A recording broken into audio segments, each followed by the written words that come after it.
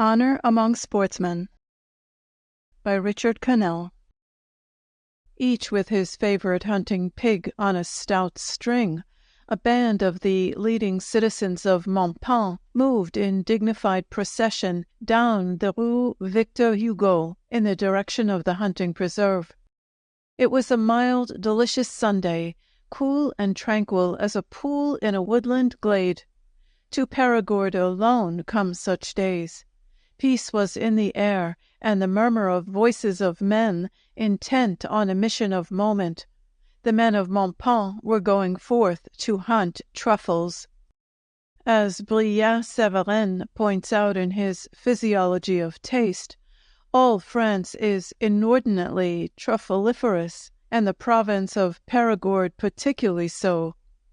On weekdays, the hunting of that succulent subterranean fungus was a business, indeed a vast commercial enterprise, for were there not thousands of Perigord pies to be made, and uncounted tins of pâté de foie gras to be given the last exquisite touch by the addition of a bit of truffle? But on Sunday it became a sport, the chief, the only sport of the citizens of Montpont. A preserve rich in beech, oak, and chestnut trees, in whose shade the shy truffle thrives, had been set apart, and here the truffle was never hunted for mercenary motives, but for sport and sport alone. On weekdays, truffle hunting was confined to professionals. On Sunday, after church, all Montpont hunted truffles. Even the sub-prefect maintained a stable of notable pigs for the purpose. For the pig is as necessary to truffle hunting as the beagle is to beagling. A pig, by dint of patient training, can be taught to scent the buried truffle with his sensitive snout, and to point to its hiding place as immobile as a cast-iron setter on a profiteer's lawn, until its proud owner exhumes the prize.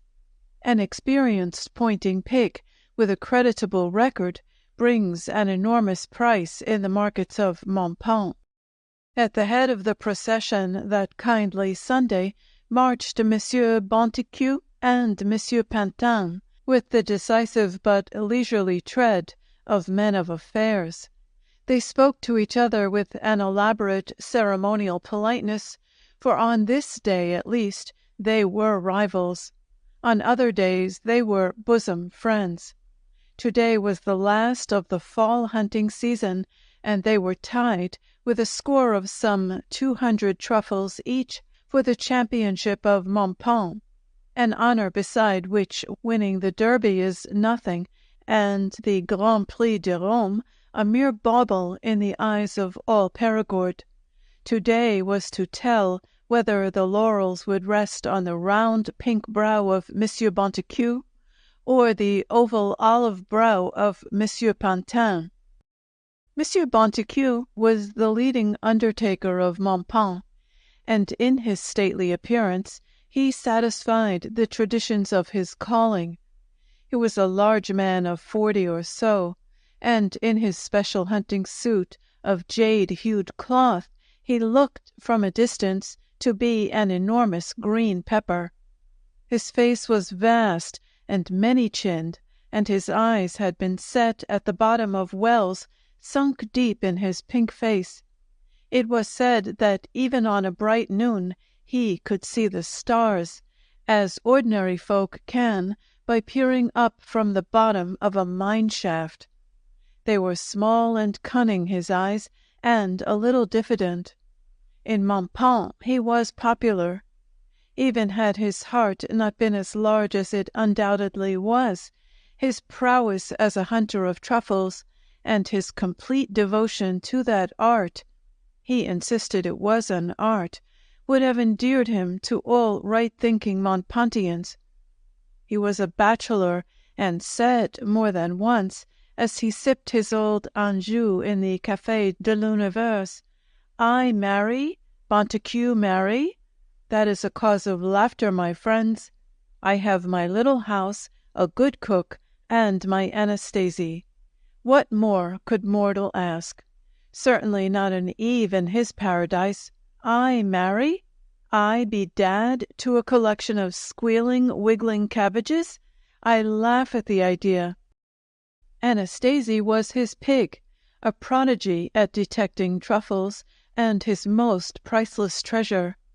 He once said at a truffle hunter's dinner, "I have but two passions, my comrades, the pursuit of the truffle and the flight from the female."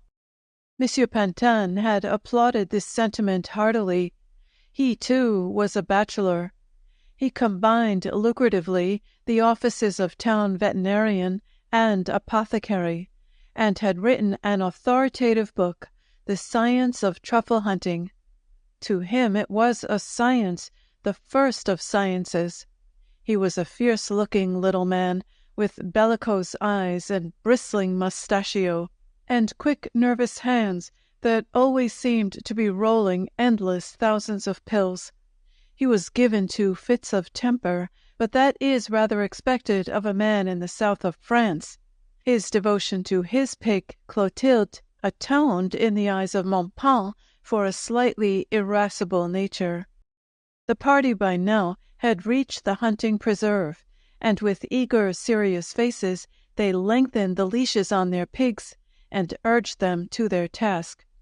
By the laws of the chase, the choicest area had been left for Monsieur Bonticu and Monsieur Pantan, and excited galleries followed each of the two leading contestants.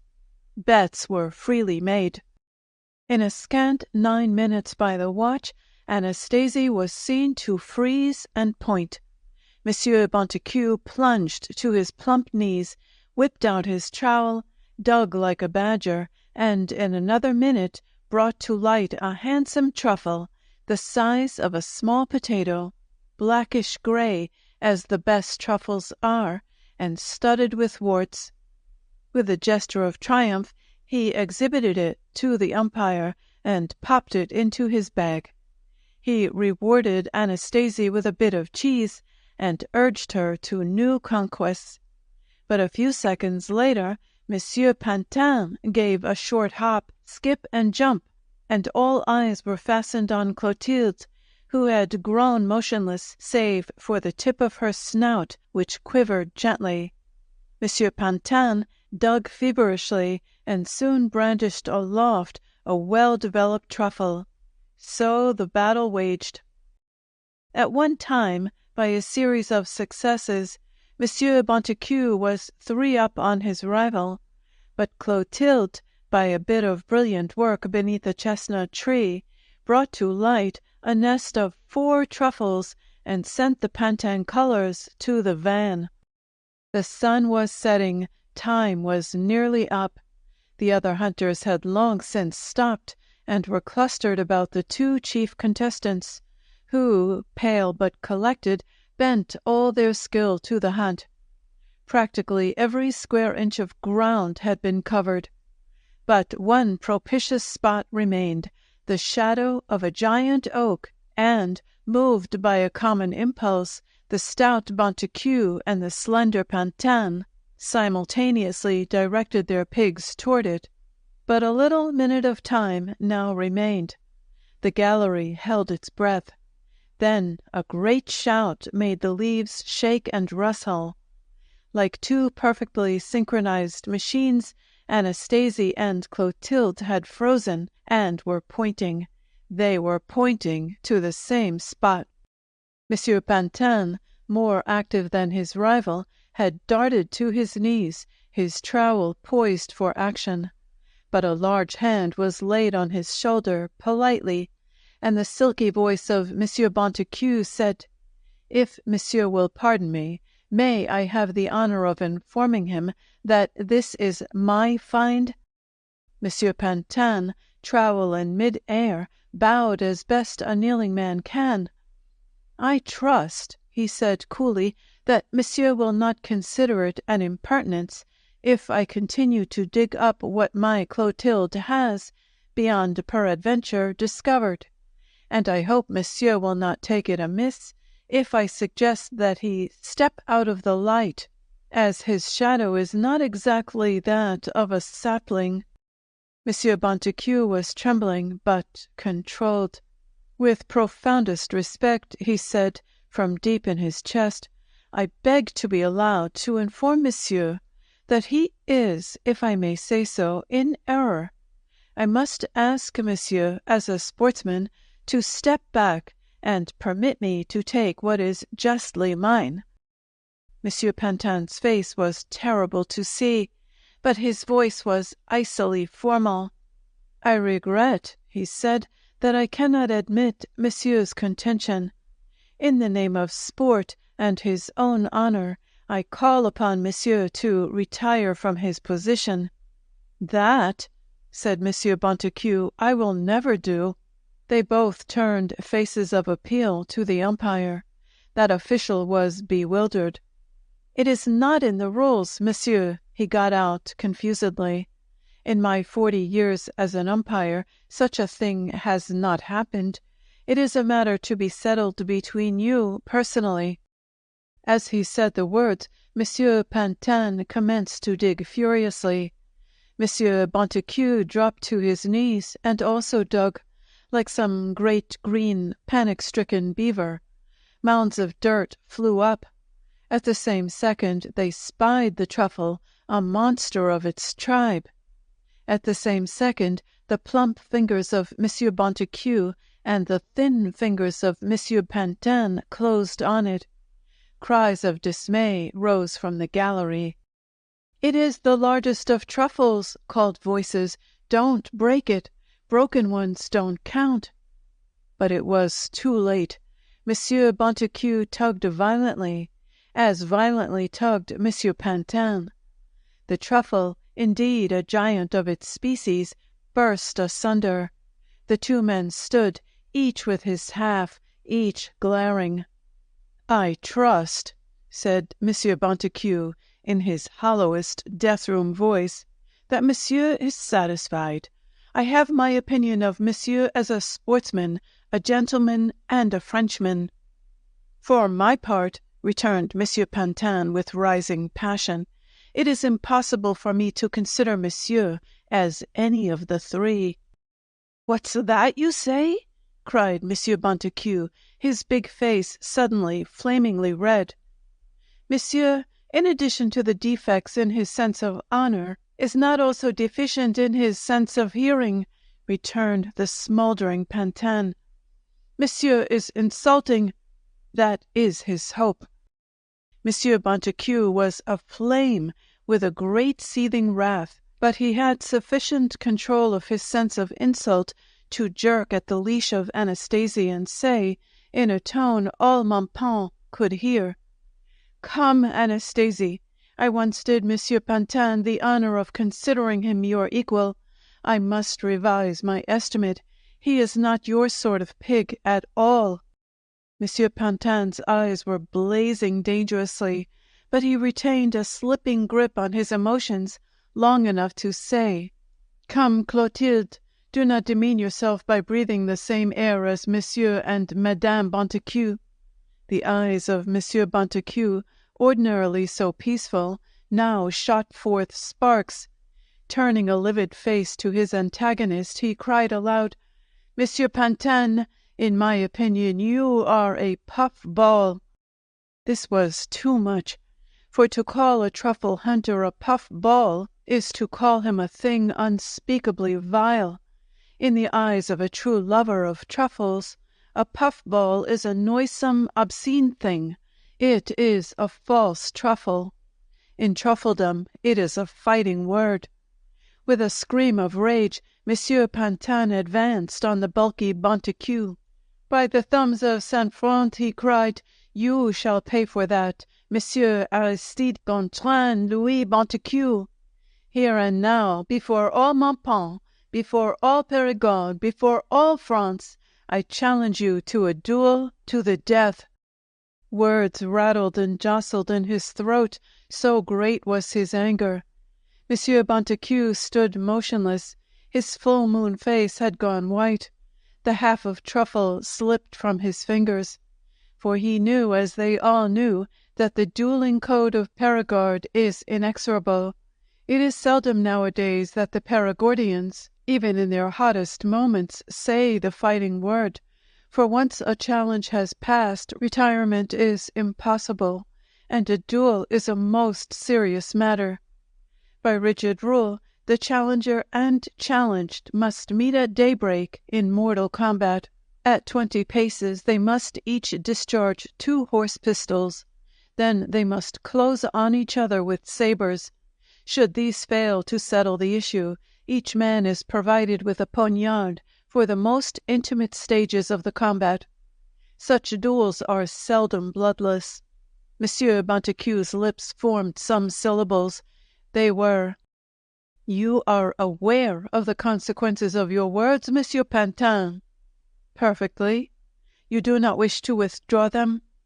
Monsieur Bonticu, despite himself, injected a hopeful note into his query. "I withdraw? Never in this life. On the contrary, not only do I not withdraw, I reiterate," bridled Monsieur Pantan.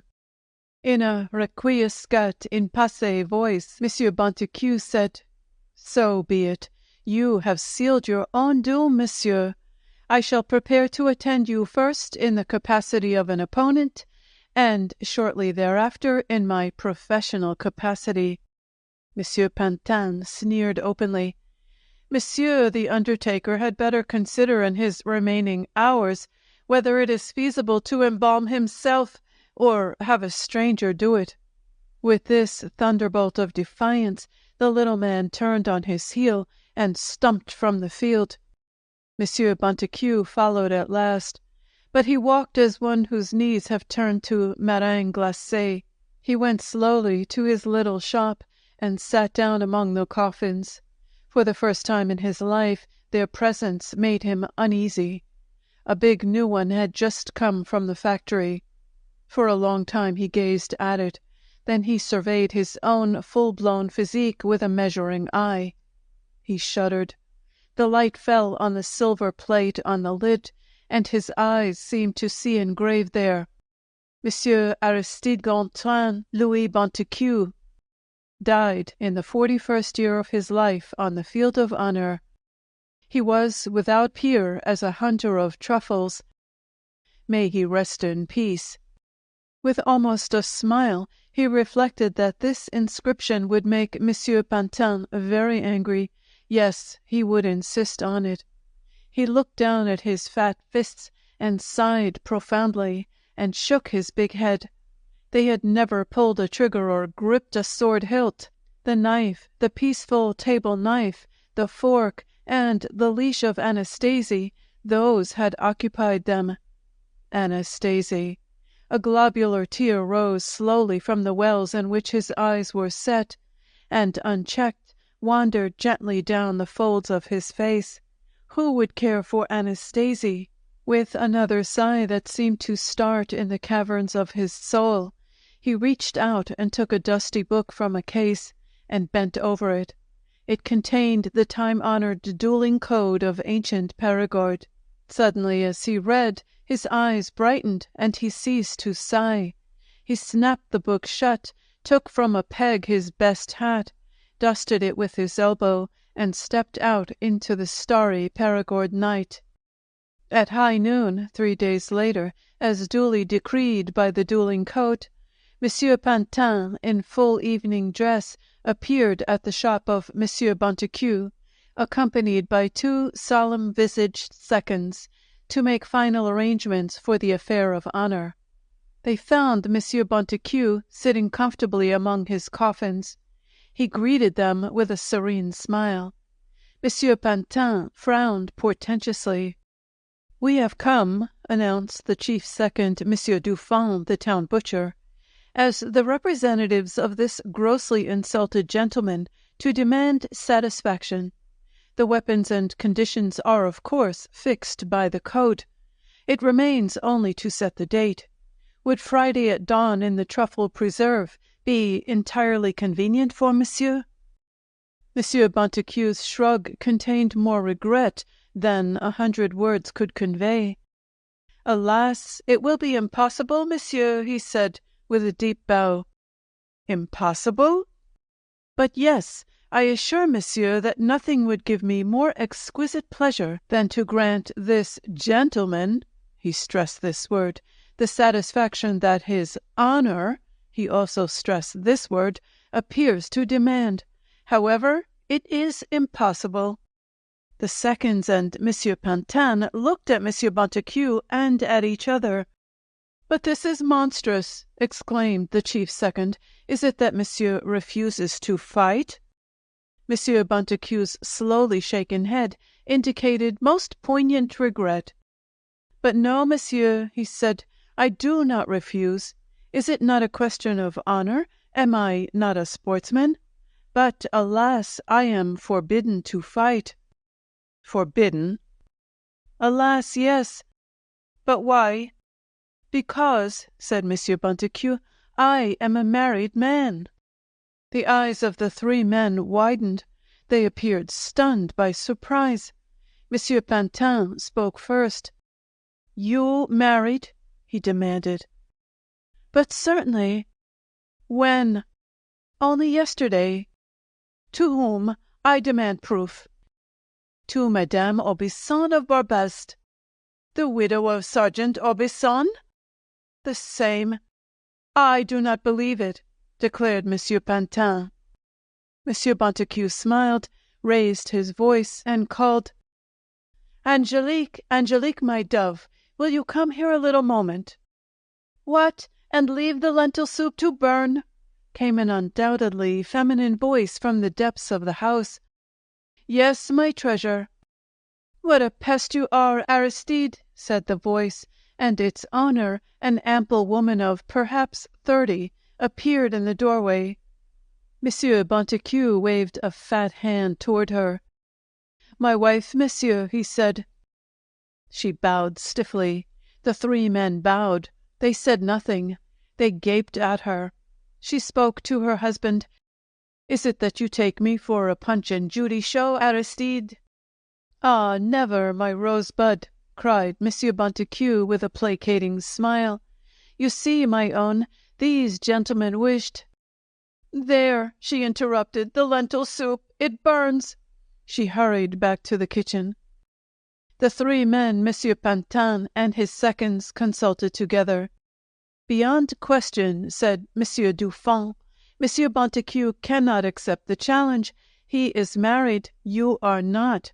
The code says plainly, opponents must be on terms of absolute equality in family responsibility. Thus, a single man cannot fight a married one, and so forth. See, here it is in black and white."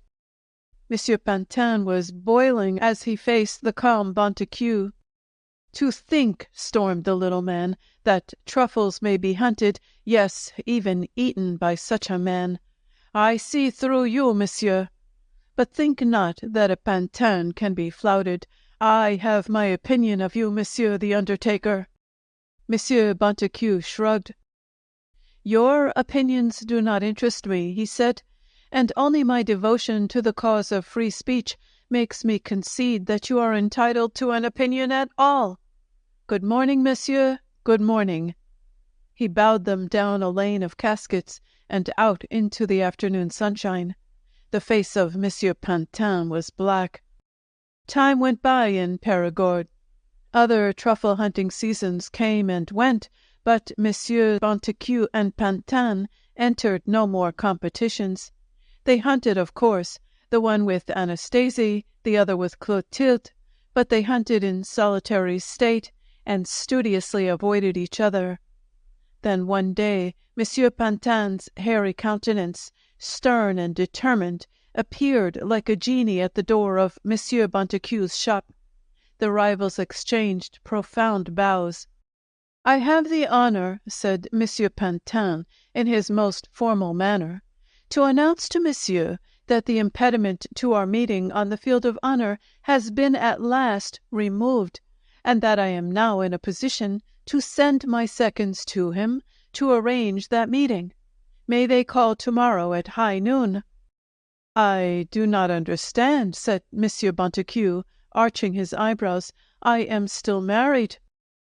I, too, said Monsieur Pantan with a grim smile, am married. You, Pantan? Monsieur jests. If Monsieur will look in the newspaper of today, said Monsieur Pantan dryly, he will see an announcement of my marriage yesterday to Madame Marcelet of Perjou. There was astonishment and alarm in the face of the undertaker. Then reverie seemed to wrap him round. The scurrying of footsteps, the bumble of voices in the rooms over the shop aroused him. His face was tranquil again as he spoke. "Will Monsieur and his seconds do me the honor of calling on me day after tomorrow?" he asked. "As you wish," replied Monsieur Pantan, a gleam of satisfaction in his eye. Punctual to the second, Monsieur Pantan and his friends presented themselves at the shop of Monsieur Bonticu. His face, they observed, was first worried, then smiling, then worried again. "Will tomorrow at dawn be convenient for Monsieur?" inquired the butcher Dufant. Monsieur Bonticu gestured regret with his shoulders and said, "I am desolate with chagrin, Monsieur, believe me, but it is impossible." "Impossible? It cannot be," cried Monsieur Pantan. "Monsieur has one wife, I have one wife. Our responsibilities are equal. Is it that Monsieur is prepared to swallow his word of insult?" "Never," declared Monsieur Bonticu. "I yearn to encounter Monsieur in mortal combat. But, alas, it is not I, but nature that intervenes. I have only this morning become a father, Monsieur." As if in confirmation, there came from the room above the treble wail of a new infant. "Behold!" exclaimed Monsieur Bonticu with a wave of his hand. Monsieur Pantan's face was purple. "This is too much," he raged. "But wait, Monsieur, but wait." He clapped his high hat on his head and stamped out of the shop. Truffles were hunted, and the days flowed by, and Monsieur Pantan and his seconds one high noon again called upon Monsieur Bonticu, who greeted them urbanely, albeit he appeared to have lost weight, and tiny worry wrinkles were visible in his face. "Monsieur," began the chief second, "may I have the honor—" "I'll speak for myself," interrupted Monsieur Pantan. "With my own voice I wish to inform Monsieur that nothing can now prevent our meeting at dawn tomorrow. Today, Monsieur the Undertaker, I, too, became a father." The news seemed to interest but not to stagger Monsieur Bonticu. His smile was sad as he said, "You are too late, Monsieur the apothecary and veterinarian. 2 days ago I also became a father again." Monsieur Pantan appeared to be about to burst, so terrible was his rage. "But wait!" he screamed, "but wait!" and he rushed out. Next day, Monsieur Pantan and his seconds returned. The mustachios of the little men were on end with excitement, and his eye was triumphant. "We meet tomorrow at daybreak," he announced. "Ah, that it were possible," sighed Monsieur Bonticu, "but the code forbids. As I said yesterday, Monsieur has a wife and a child, while I have a wife and children. I regret our inequality, but I cannot deny it." "Spare your regrets, Monsieur," rejoined the small man. "I, too, have 2 children now." "You?" Monsieur Bonticu stared, puzzled. "Yesterday you had but 1. It cannot be, Monsieur." "It can be," cried Monsieur Pantan. "Yesterday I adopted 1." The peony face of Monsieur Bonticu did not blanch at this intelligence. Again he smiled with an infinite sadness. "I appreciate," he said, "Monsieur Pantan's courtesy in affording me this opportunity, but, alas, he has not been in possession of the facts. By an almost unpardonable oversight, I neglected to inform Monsieur that I had become the father not of 1 child, but of 2. Twins, Monsieur. Would you care to inspect them?" Monsieur Pantan's face was contorted with a wrath shocking to witness. He bit his lip, He clenched his fist.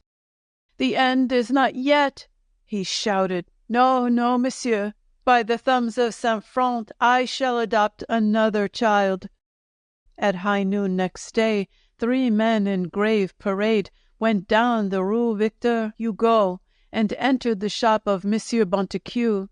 Monsieur Pantan spoke. "The adoption has been made," he announced. "Here are the papers. I, too, have a wife and 3 children. Shall we meet at dawn tomorrow?" Monsieur Bonticu looked up from his account books with a rueful smile. "Ah, if it could be," he said, "but it cannot be." "It cannot be?" echoed Monsieur Pantan. "No," said Monsieur Bonticu sadly. "Last night my aged father-in-law came to live with me. He is a new and weighty responsibility, monsieur." Monsieur Pantan appeared numbed for a moment. Then, with a glare of concentrated fury, he rasped, "I, too, have an aged father-in-law." He slammed the shop door after him. That night, when Monsieur Bonticu went to the immaculate little sty back of his shop to see if the pride of his heart, Anastasie, was comfortable, to chat with her a moment, and to present her with a morsel of truffle to keep up her interest in the chase, he found her lying on her side, moaning faintly. Between moans she breathed with a labored wheeze, and in her gentle blue eyes stood the tears of suffering. She looked up feebly, piteously at Monsieur Bonticu. With a cry of horror and alarm he bent over her. "Anastasie, my Anastasie, what is it? What ails my brave one?" She grunted softly, short, stifled grunts of anguish. He made a swift examination. Expert in all matters pertaining to the pig, he perceived that she had contracted an acute case of that rare and terrible disease known locally as Perigord pip, and he knew only too well that her demise was but a question of hours. His Anastasie would never track down another truffle unless— He leaned weakly against the wall and clasped his warm brow. There was but one man in all the world who could cure her, and that man was Pantan, the veterinarian. His elixir Pantan, a secret specific, was the only known cure for the dread malady. Pride and love wrestled within the torn soul of the stricken Bonticu. To humble himself before his rival, it was unthinkable. He could see the sneer on Monsieur Pantan's olive face. He could hear his cutting words of refusal. The dew of conflicting emotions dampened the brow of Monsieur Bonticu. Anastasie whimpered in pain. He could not stand it. He struck his chest a resounding blow of decision. He reached for his hat. Monsieur Bonticu knocked timidly at the door of the apothecary veterinarian's house. A head appeared at a window. "Who is it?" demanded a shrill, cross female voice.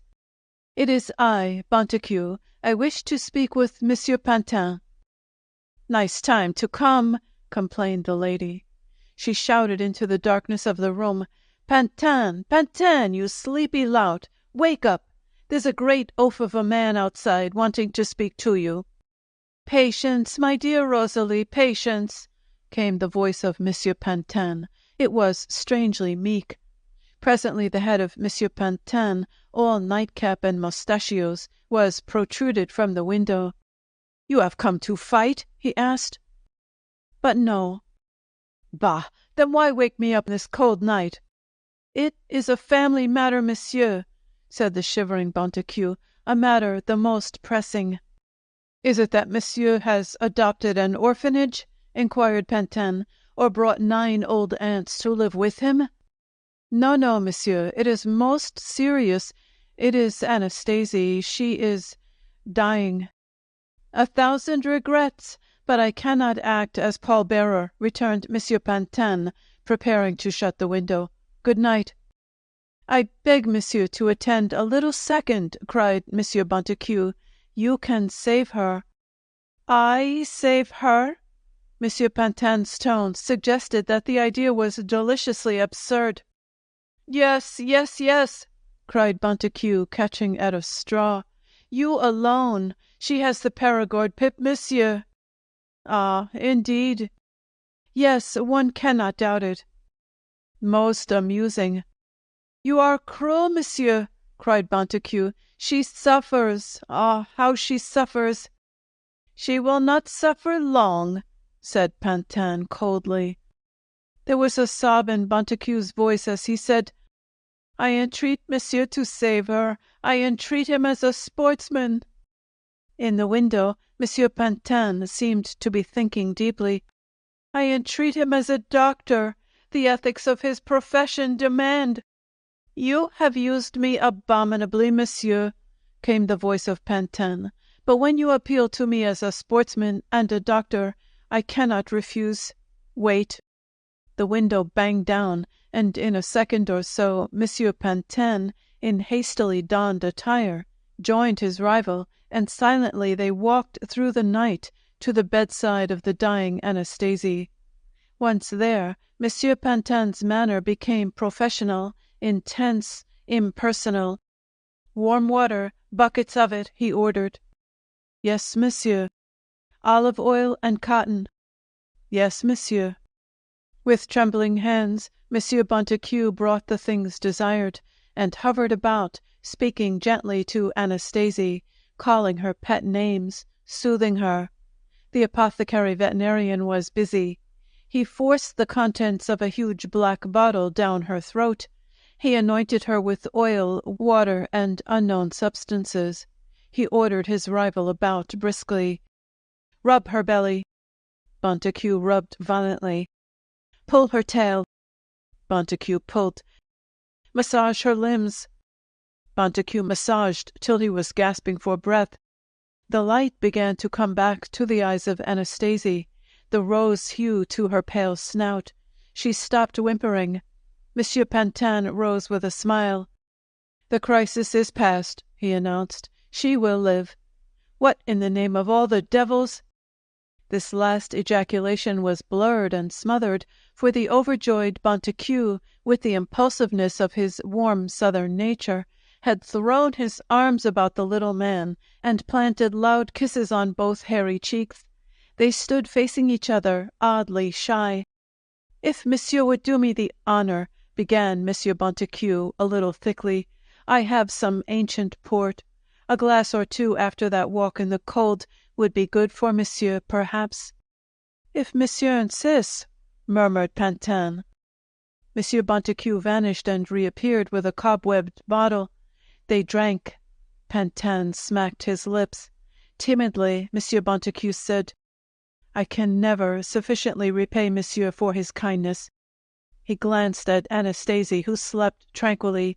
She is very dear to me. Do I not know? Replied Monsieur Pantan. Have I not Clotilde? I trust she is in excellent health, Monsieur. She was never better, replied Monsieur Pantan. He finished his glass, and it was promptly refilled. Only the sound of Anastasie's regular breathing could be heard. Monsieur Pantan put down his glass. In a manner that tried to be casual, he remarked, I will not attempt to conceal from Monsieur that his devotion to his Anastasie has touched me. Believe me, Monsieur Bonticu, I am not unaware of the sacrifice you made in coming to me for her sake. Monsieur Bonticu, deeply moved, bowed. Monsieur would have done the same for his Clotilde, he said. Monsieur has demonstrated himself to be a thorough sportsman. I am grateful to him. I'd have missed Anastasie. But naturally. Ah, yes, went on Monsieur Bonticu, when my wife scolds and the children scream, it is to her I go for a little talk. She never argues. Monsieur Pantan looked up from a long draught. Does your wife scold and your children scream? He asked. Alas, but too often, answered Monsieur Bonticu. You should hear my Rosalie, sighed Monsieur Pantan. I too seek consolation as you do. I talk with my Clotilde. Monsieur Bonticu nodded sympathetically. My wife is always nagging me for more money, he said, with a sudden burst of confidence. And the undertaking business, my dear Pantan, is not what it was. Do I not know, said Pantan. When folks are well, we both suffer. I stagger beneath my load, sighed Bonticu. My load is no less light, remarked Pantan. If my family responsibilities should increase, observed Bonticu, it would be little short of a calamity. If mine did, said Pantan, it would be a tragedy. And yet, mused Bonticu, our responsibilities seem to go on increasing. Alas, it is but too true. The statesmen are talking of limiting armaments, remarked Bonticu. An excellent idea, said Pantan warmly. Can it be that they are more astute than two veteran truffle hunters? They could not possibly be, my dear Bonticu. There was a pregnant pause. Monsieur Bonticu broke the silence. In the heat of the chase, he said, one does things and says things one afterwards regrets. Yes, that is true. In his excitement, one might even so far forget himself as to call a fellow sportsman, a really excellent fellow, a puffball. That is true, one might. Suddenly, Monsieur Bonticu thrust his fat hand toward Monsieur Pantan. You are not a puffball, Armand, he said. You never were a puffball. Tears leaped to the little man's eyes. He seized the extended hand in both of his and pressed it. Aristide was all he could say. Aristide. We shall drink, cried Bonticu, to the art of truffle hunting. The science, corrected Pantan gently. To the art-science of truffle hunting, cried Bonticu, raising his glass. The moon smiled down on Perigord. On the ancient twisted streets of Montpont it smiled with particular brightness. Down the Rue Victor Hugo, in the middle of the street, went two men, a very stout big man and a very thin little man, arm in arm, and singing for all Montpont and all the world to hear, a snatch of an old song from some forgotten review. Oh, Gabby, darling Gabby, bam, bam, bam, why don't you come to me, bam, bam, bam, and jump in the arms of your own true love, while the wind blows chilly and cold, bam, bam, bam. If you like the video, put a like, subscribe to the channel and click on the bell to not miss our new videos.